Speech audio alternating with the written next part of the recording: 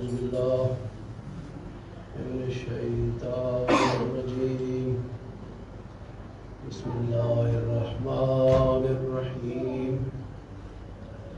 الحمد لله الواحد الأحد الصمد الذي لم يتخذ صاحبة ولا ولد ولم يكن له شريك في الملك ولم يكن له ولي من الذل وكبره تكبيرا. اللهم صل على محمد وآل محمد. الصلاة والسلام على سيدنا ونبينا وطبيب قلوبنا وشفيع ذنوبنا أبي الزهراء محمد المصطفى.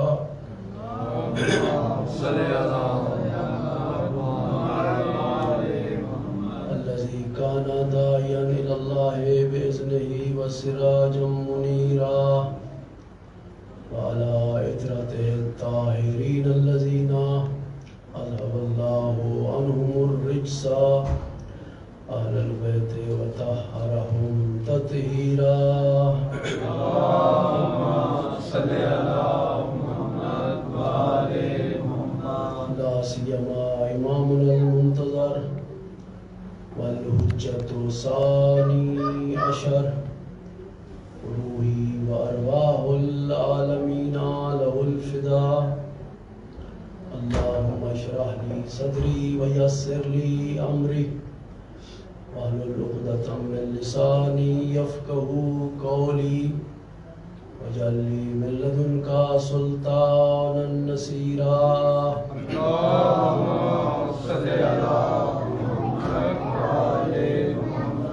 أما بعد فقد قال الله تبارك وتعالى في كلامه أعوذ بالله من الشيطان الرجيم بسم الله الرحمن الرحيم يا أيها الذين آمنوا اتقوا الله وكونوا مع الصادقين. سبق پڑھیں محمد. اللهم صل على محمد وآل محمد. دوستو، بزرگوں، بھائیوں، میں نے آپ کی خدمت میں اللہ کے پاک کلام میں سے ایک آیے مجیدہ کی تلاوت کا شرف حاصل کیا ہے. ماشاءاللہ.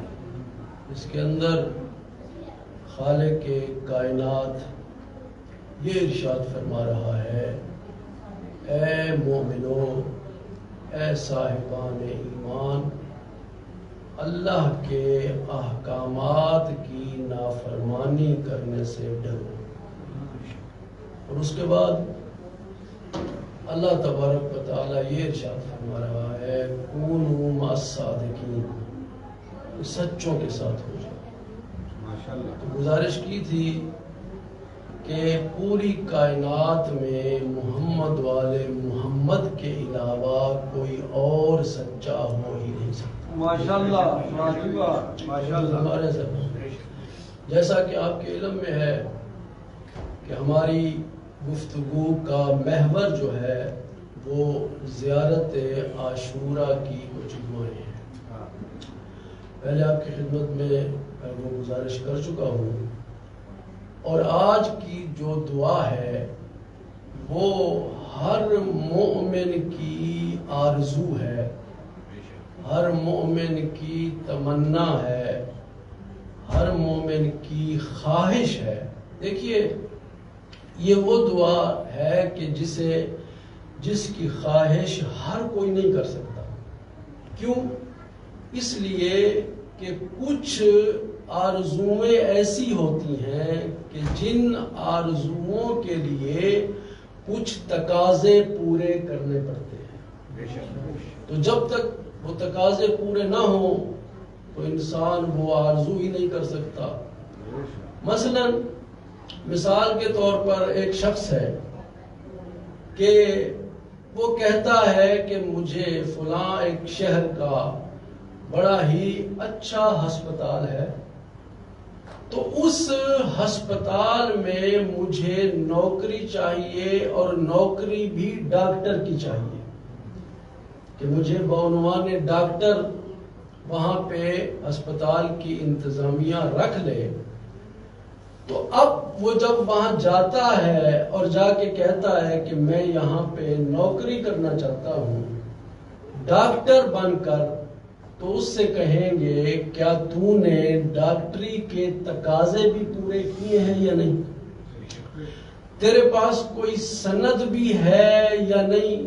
تو کہے گا جی سند تو نہیں ہے، لیکن یہ ہے کہ سارے کام میں کر لیتا ہوں، سارے سب بیماریوں کے علاج میرے پاس ہیں، یوٹیوب میرے پاس ہے، اس سے میں نے سب کچھ سیکھا ہوا ہے۔ تو وہ ہسپتال کبھی بھی ایسے شخص کو نوکری دینے کے لیے تیار نہیں۔ ایک شخص ہے وہ آ کے کہتا ہے کہ بھئی مجھے فلاں یونیورسٹی میں استاد رکھ لیا جائے، میں گفتگو بڑی اچھی کرتا ہوں، تو اس سے کہا جائے گا کہ استاد کی جو شرائط ہیں وہ تم میں موجود ہیں یا نہیں؟ کس یونیورسٹی سے تم پڑھے ہوئے ہو؟ کہے گا نہیں پڑھا تو میں کسی یونیورسٹی سے نہیں، لیکن میری خواہش ہے، میری آرزو ہے کہ آپ مجھے استاد رکھ لیں۔ تو کیا خیال ہے اسے استاد رکھیں گے وہ؟ جی نہیں رکھیں گے۔ تو اس لیے مومن متدین شخص جب آرزو کرتا ہے نا تو وہ ایسی بیہودہ آرزو نہیں کرتا، وہ اپنے اندر پہلے قابلیت پیدا کرتا ہے، پھر حسینی بننے کی آرزو۔ کیا بات ہے! صلوات پڑھ دیں محمد والے۔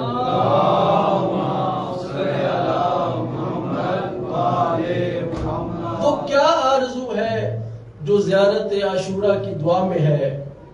ہاں وہ کیا ہے؟ وہ ہے اللہم اجعلنی فی مقامی ھذا، کہ اے اللہ مجھے اس مقام تک پہنچا دے، مجھے ایسا مرتبہ عطا فرما دے، ممن تنالہ من کا، جس کے ذریعے سے پہنچے تیری طرف سے۔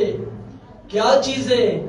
الصلاۃ، پہلا یہ ہے کہ درود، والرحمہ والمغفرہ، کہ اے اللہ مجھے وہ مقام عطا کر کہ درود بھی پہنچتا رہے، جی اللہ کی رحمت بھی پہنچتی رہے اور مغفرت بھی پہنچتی رہے۔ گھبرا تو نہیں گئے؟ ماشاءاللہ۔ جی اب یہ مومن کیوں کہہ رہا ہے، یہ کیوں یہ آرزو کر رہا ہے؟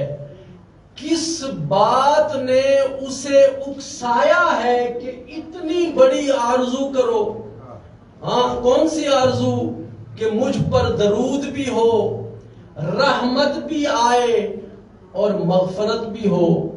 وہ مومن اس لیے یہ آرزو کر رہا ہے کہ اس نے مجلس حسین میں آ کر اپنے اندر یہ قابلیت بنا لی۔ ماشاءاللہ، کیا بات ہے! دونوں بازو بلند کر کے مل کے نعرہ حیدری، مومن اس قابل بن چکا ہے مجلس حسین میں بیٹھ کر، زائر حسین بن کر، حسین علیہ السلام کی مظلومیت پہ گریہ کر کے، یہ سارے وہ تقاضے ہیں کہ جو اگر کسی انسان میں یہ ساری شرائط پائی جائیں تو وہ اللہ سے اتنا بڑا منصب مانگ سکتا ہے۔ صلوات پڑھ دیں محمد والے محمد۔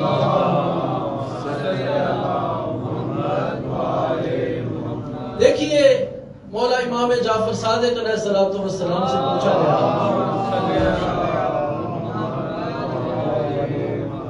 مولا اللہ بھی درود بھیجتا ہے، توجہ فرما رہے ہیں، فرشتے بھی درود بھیجتے ہیں، اور یہ وہ آرزو ہے جو آپ مومن بھی کر رہے ہو، اور انسان بھی درود بھیجتے ہیں۔ تو پوچھا گیا مولا اگر اللہ درود بھیجتا ہے تو اس کا معنی کیا ہے، اور اگر فرشتے درود بھیجیں تو اس کا کیا مطلب ہے، اگر انسان درود بھیجے تو اس کا مطلب کیا بنتا ہے؟ پریشان تو نہیں ہو گئے جی؟ تو مولا یہ ارشاد فرماتے ہیں الصلاۃ من اللہ رحمہ، اللہ جو درود بھیجتا ہے نا وہ کوئی معمولی درود نہیں بلکہ وہ رحمت والا درود ہے۔ اور فرشتے جو درود بھیجتے ہیں، فرمایا جو فرشتے درود بھیجتے ہیں وہ بھی کوئی معمولی درود نہیں ہوتا بلکہ وہ ایسا درود ہے جو یہ بتا رہا ہے کہ آل محمد جب سے ہیں پاک و پاکیزہ ہیں۔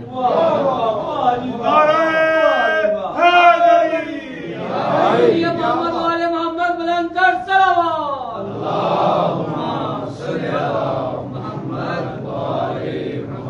اور صرف خود ہی پاک و پاکیزہ نہیں بلکہ اپنے ماننے والوں کو بھی طہارت عطا کرتے ہیں جی۔ اور اگر لوگ درود بھیجیں تو اس کا کیا مطلب ہے؟ تو مولا صادق آل محمد یہ ارشاد فرماتے ہیں اس کا مطلب یہ ہے کہ مومن دعا بھیجتا ہے۔ توجہ فرما رہے ہیں سر؟ اب کسی کو یہ پریشانی نہ ہو کہ یہ درود اس کا مطلب کیا ہے، صلوات پڑھ دیں محمد والے۔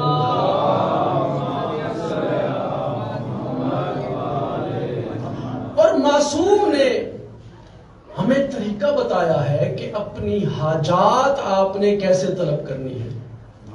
ایک شخص آیا معصوم کی خدمت میں، کہا مولا میں اپنی حاجات اپنی دعائیں پوری کرنے کے لیے آپ سے کوئی عمل پوچھنا چاہتا ہوں، آپ مجھے ایسا عمل بتائیں کہ میں جو بھی حاجت رکھوں میری حاجت روائی ہو جائے۔ توجہ فرما رہے ہیں؟ جب یہ کہا نا تو معصوم نے یہ ارشاد فرمایا دیکھو اگر کوئی شخص 7 مرتبہ سجدے میں جا کر یہ پڑھے اور یہ کہے یا ارحم الراحمین یا ارحم الراحمین، سجدے میں جا کر 7 مرتبہ یہ پڑھے تو ابھی وہ اپنی حاجت کو بیان نہیں کرتا کہ ذات توحید کی آواز آتی ہے کہ جسے تو ارحمین کہہ کر پکار رہا ہے نا، انا ارحم الراحمین، رحم کرنے والا تو میں ہوں، تو اپنی حاجت بتا کیا مانگنا چاہتا۔ ماشاءاللہ توجہ فرما رہے ہیں صاحب؟ کیا بات۔ تو ایک شخص نے آ کے مولا سے کہا مولا میرا اخلاق اچھا نہیں، آپ مجھے کوئی ایسی دعا تعلیم فرمائیں کہ میرا اخلاق اچھا ہو جائے۔ دیکھیے اخلاق تو بہت زیادہ ضروری ہے کہ انسان کے پاس اچھا اخلاق ہو۔ کیوں؟ اخلاق کرتا کیا ہے؟ اخلاق یہ کرتا ہے یزید و فی الرزق، آپ کے رزق میں اضافہ کرتا ہے۔ صرف یہی نہیں بلکہ انسان کی زندگی میں بھی نیک اخلاق اضافہ کر دیتا ہے۔ تو کہا مولا میرا اخلاق کوئی اتنا اچھا نہیں ہے، کوئی ایسا عمل بتائیں کہ اچھے اخلاق کا مالک بن جاؤں۔ تو مولا ارشاد فرماتے ہیں اگر اچھا اخلاق تم اپنانا چاہتے ہو نا تو زیادہ نہیں، اگر 100 مرتبہ تم یہ کہہ دو یا رحیم ہو یا رحیم ہو یا رحیم، اللہ تمہارے اخلاق میں اچھائی پیدا کر دے۔ ماشاءاللہ ماشاءاللہ جی ماشاءاللہ۔ توجہ فرما رہے ہیں؟ یہ اہل بیت نے ہر طرح کی رہنمائی کی ہے مومن کی۔ مومن کو ویسے نہیں چھوڑا کہ جس طرح عام لوگ ہیں کہ وہ صرف یہ خیال کر رہے ہیں کہ ہمیں اس دنیا میں بھیجا گیا ہے پیسہ کمانے کے لیے۔ توجہ فرما رہے ہیں صاحب؟ مومن کو صرف پیسہ کمانے کے لیے نہیں بھیجا مومن سے یہ کہا گیا ہے کہ اے مومن کہ تیرا کام یہ ہے کہ یہاں پہ عمل کرتا جہاں اور وہاں پہ صلہ لے کے دینا ہم معصومین کا کام ہے. صلوات پڑھ دیں محمد والے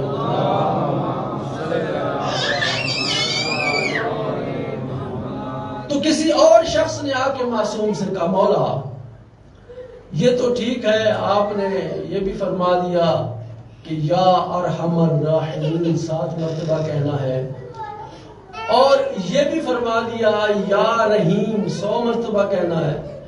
تو ہاتھ جوڑ کے عرض کرنے لگا مولا میرا حافظہ کمزور ہے, کچھ میں یاد کرتا ہوں تو بھول جاتا ہوں, تو اس حافظے کی تقویت کے لیے بھی کوئی ہے عمل؟ تو معصوم نے یہ ارشاد فرمایا اگر تمہارا حافظہ کمزور ہے نا تو پریشان ہونے کی ضرورت نہیں, تمہیں گھبرانے کی ضرورت نہیں, بلکہ اگر 100 مرتبہ یا رحمان پڑھ دو گے تو اللہ تمہارے حافظے میں تقویت کر دے گا. صلوات پڑھ دیں محمد والے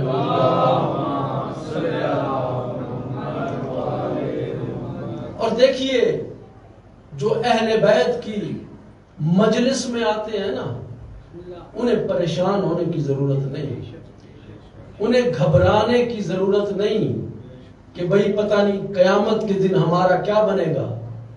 کیوں؟ اس لیے کہ سید الساجدین یہ ارشاد فرماتے ہیں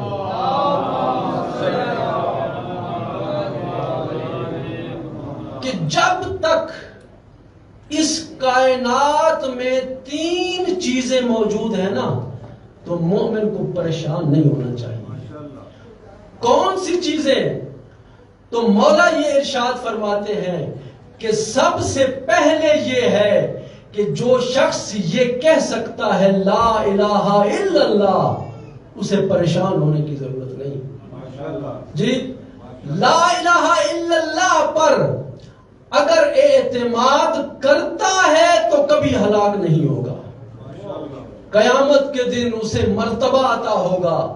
مولا اور کون سی چیز ہے کہ جو مومن کو پریشانی سے بچاتی ہے؟ تو مولا یہ ارشاد فرماتے ہیں کہ جو اس بات کا قائل ہو جائے نا کہ شفاعت کرنا محمد و آل محمد کا کام ہے تو اسے بھی پریشان نہیں ہونا چاہیے. برائے خوشنودی ہے محمد و آل محمد صلوات.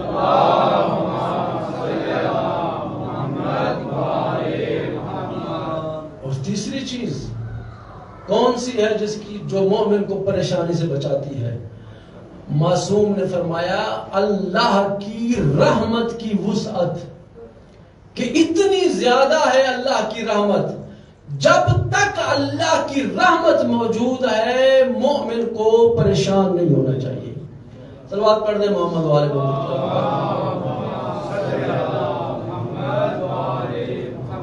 تو آئیے ذرا پوچھتے ہیں معصوم سے کہ مولا ہم نے بہت بڑی تمنا کی ہے, بہت بڑی آرزو کی ہے کہ ہم پہ درود بھی پڑھا جائے, رحمت بھی ہو, مغفرت بھی ہو, تو مولا ذرا یہ فرما دیجئے کہ رحمت ہمارے کیسے شامل حال ہوگی؟ جی کیسے ہم کوئی ایسا کام کر سکتے ہیں کہ جس کی وجہ سے اللہ کی رحمت کے مستحق قرار پائیں؟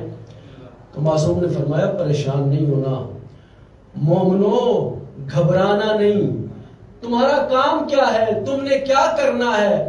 فرماتے ہیں کہ تم اس دنیا میں رحم اور مہربانی سے پیش آؤ تو اللہ تم پر بھی مہربانی کرے گا.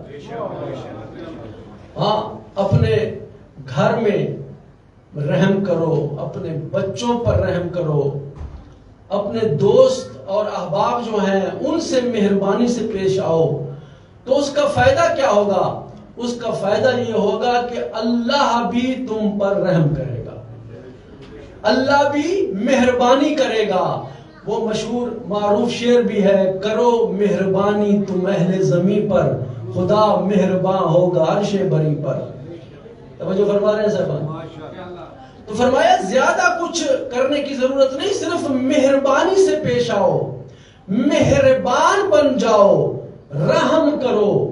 کس پہ رحم کریں؟ ہاں، کہا صرف انسانوں پہ نہیں، اللہ کی جو مخلوق ہے ان سب پہ رحم کرو. اگر کوئی پرندہ ہے تو اس پر بھی رحم کرو، کوئی حیوان ہے تو اس پر بھی رحم کرو، اپنے بچوں پر بھی رحم کرو. فائدہ کیا ہوگا؟ فائدہ یہ ہوگا کہ اللہ کی رحمت تمہارے شامل حال ہو جائے گی. صلوات پڑھ دیں محمد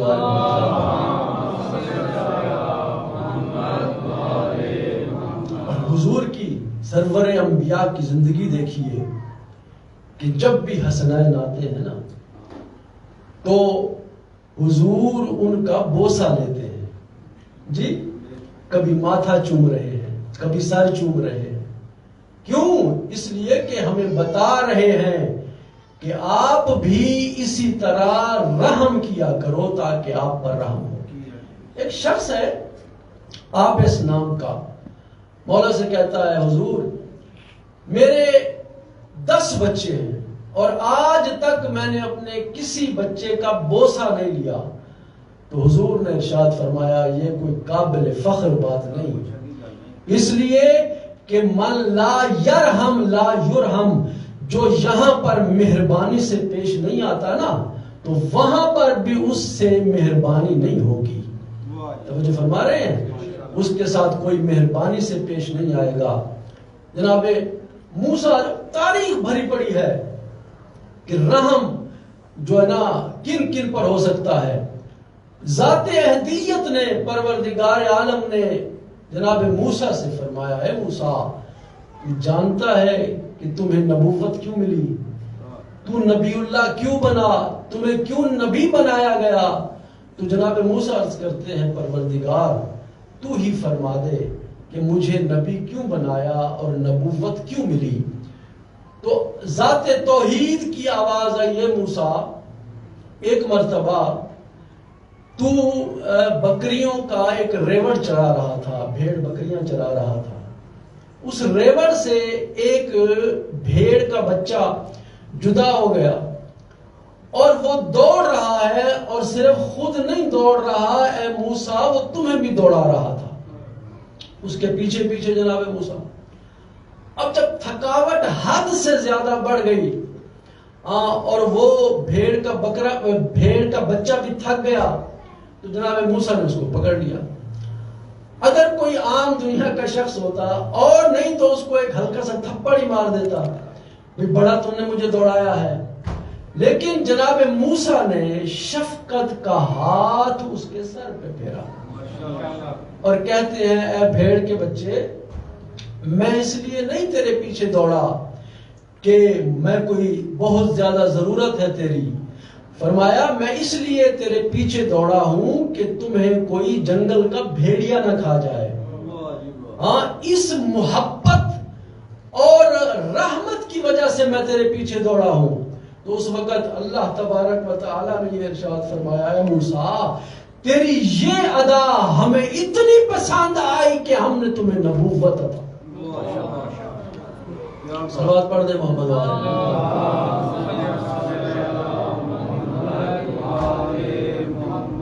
اور دوستو، یہ جو بچوں کے ساتھ پیار اور محبت اور شفقت سے انسان پیش آتا ہے نا، آپ یہ نہ خیال کریں کہ یہ بچے جب بڑے ہوں گے تو بھول جائیں گے.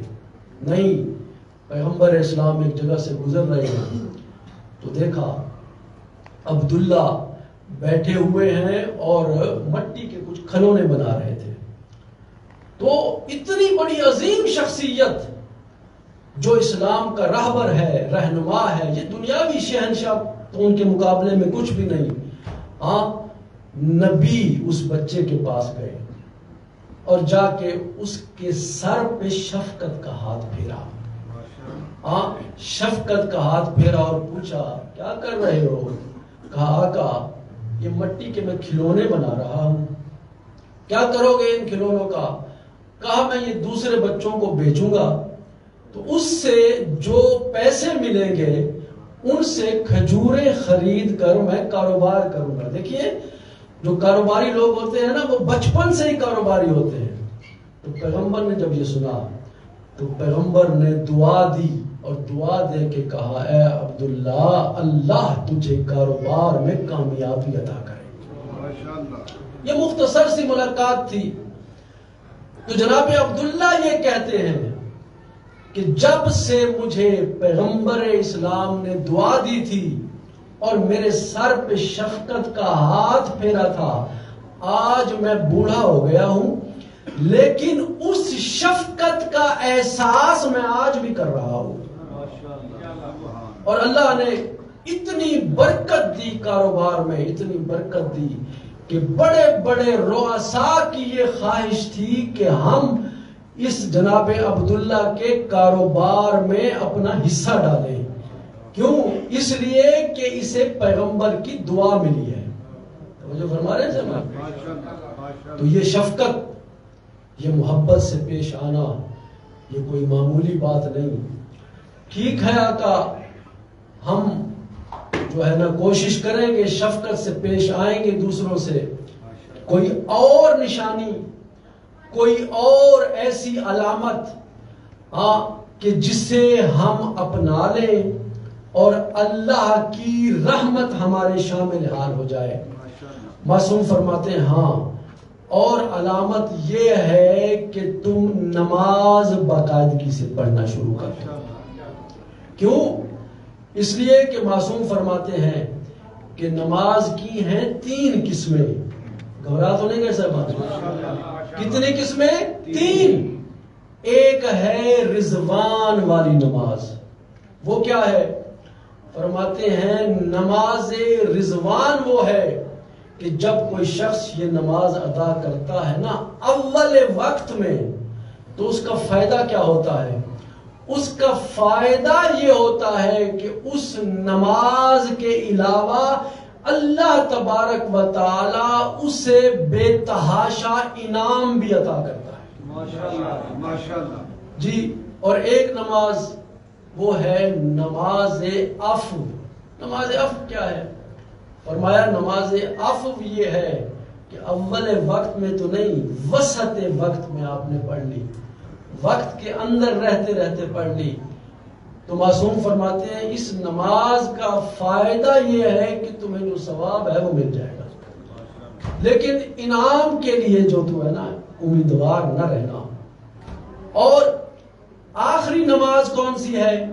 فرمایا آخری نماز وہ ہے جو تو آخر وقت میں پڑھتا ہے.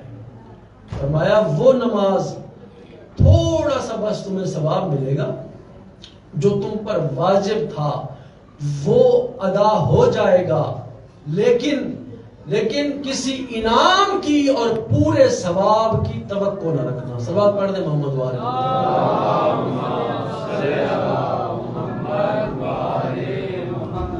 تو ایک تو یہ ہے کہ شفقت کی وجہ سے، رحم کی وجہ سے اللہ کی رحمت ملتی ہے. دوسرا نماز کی وجہ سے.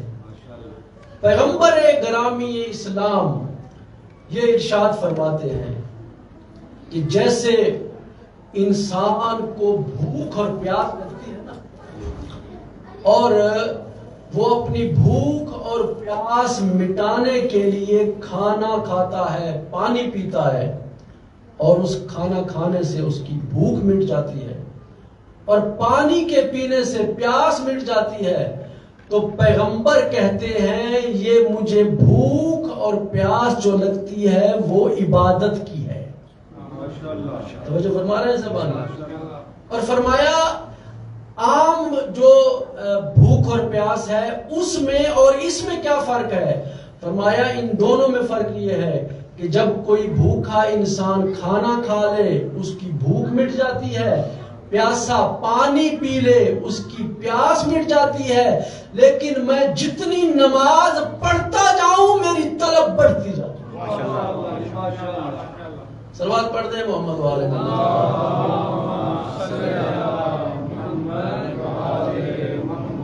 تو ایک ہو گئی نماز کہ جس سے کیا ہوگا؟ رحمت الہیہ ہمارے شامل حال ہوگی۔ اور کون سی چیز ہے مولا کہ جس کی وجہ سے ہمیں رحمت ملے، جس کی ہم اس مجلس میں بیٹھ کر آرزو کر رہے ہیں؟ تو مولا فرماتے ہیں وہ ہے دو لڑے ہوئے بھائیوں کے درمیان صلح کرا دینا۔ اگر لڑ پڑے نا تو بھائی ناراض ہو جائیں ایک دوسرے سے، تو اگر کوئی شخص ان کی صلح کراتا ہے تو اس کا فائدہ اسے یہ ہوگا کہ اللہ کی رحمت اس کے شامل حال ہو جائے گی۔ صلوات پڑھ دیں محمد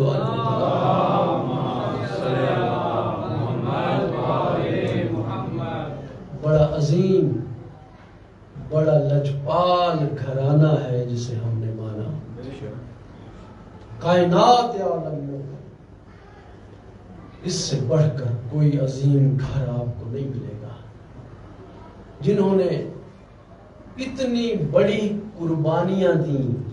کیوں قربانیاں دی ہیں؟ وہ تو کامیاب تھے، انہیں تو بہشت کی کوئی ضرورت نہیں ہے۔ وہ تو بہشت کے جوانوں کے سردار ہیں۔ ضرورت ہے تو ہمیں اور آپ لوگوں کو، ہمیں اور آپ لوگوں کو دین سکھانے کے لیے، دین بتانے کے لیے انہوں نے اپنا بھرا ہوا گھر لٹا دیا۔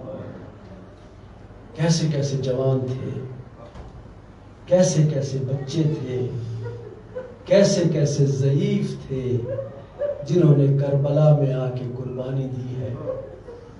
دو بچے ہیں جن کا نام ہے اون و محمد، ایک 9 سال کا ہے اور ایک 11 سال کا۔ جب مولا مدینے سے چلے ہیں نا تو یہ بچے بھی مولا کے ساتھ تھے۔ کیوں؟ اس لیے کہ حسین پہ قربان ہو جائیں۔ جب مکہ سے مولا چلنے لگے ہیں نا تو تاریخ بتاتی ہے کہ مولا نے یہ کہا، اون و محمد تمہارا بابا ضعیف ہے، تمہارا بابا بیمار ہے، اپنے باپ کی خدمت کرو، ہمارے ساتھ نہ آؤ۔ لیکن عزادارو جب یہ قافلہ حسین کا چلا ہے نا تو ایک منزل پہ جب پہنچا تو مولا کہتے ہیں عباس، جی آقا، عباس قافلے کو روک دو۔ قافلہ رک گیا تو عباس کہتے ہیں آقا خیمے لگا دوں، محمل بٹھا دوں؟ کہا نہیں، بیبیاں محملوں میں رہیں، صرف ایک خیمہ لگا دو۔ اب جناب عباس نے ایک خیمہ لگایا اور مولا حسین اس خیمے میں تشریف لے گئے۔ جب گئے ہیں نا خیمے میں تو عباس سے کہتے ہیں عباس جاؤ استقبال کرو، ہمارا مہمان آ رہا ہے۔ اجرکم اللہ۔ جناب عبداللہ آئے، جب آئے ہیں نا تو خالی ہاتھ نہیں تھے، ایک ہاتھ میں اون کا ہاتھ پکڑا ہوا ہے، دوسرے میں محمد کا۔ آئے آ کے پوچھا یبن رسول اللہ، یہ بتائیے ثانی زہرا کہاں ہے؟ جب کہا نا ثانی زہرا کہاں ہے تو مولا نے کہا کہ بی بی محمل میں ہے۔ جناب عبداللہ آئے ہیں محمل کے پاس اور آ کے کہا السلام علیک یا بنت رسول اللہ، رسول کی بیٹی میرا سلام ہو۔ ادھر بی بی نے سلام کا جواب دیا وعلیک السلام یا ابن امی، میرا بھی سلام ہو۔ لیکن دل میں خیال آیا عبداللہ مجھے لینے کے لیے تو نہیں آئے۔ عزادارو اب معلمہ شریعت بی بی یہ کہتی ہے کہ اگر میں نے بھائی کو چھوڑ دیا تو میں اس دنیا میں نہیں رہوں گی۔ اجرکم اللہ۔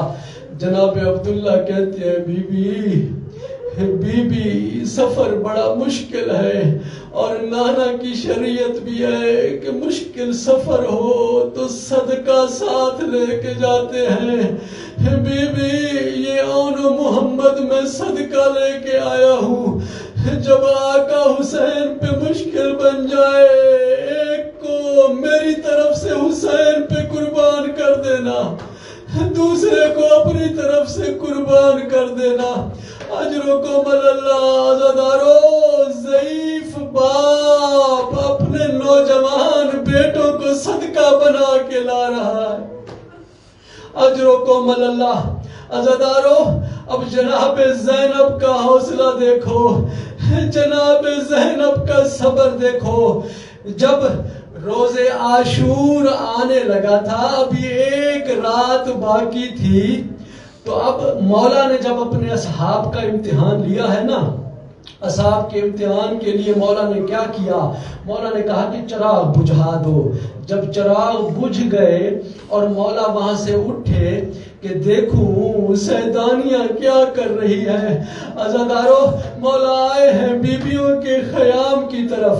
جب آئے ہیں تو ہر بیوی نے اپنی قربانی کو اپنے سامنے بٹھایا ہوا ہے، اور قربانی کو عاشور کے لیے بیویاں تیار کر رہی ہیں. اجرکم اللہ.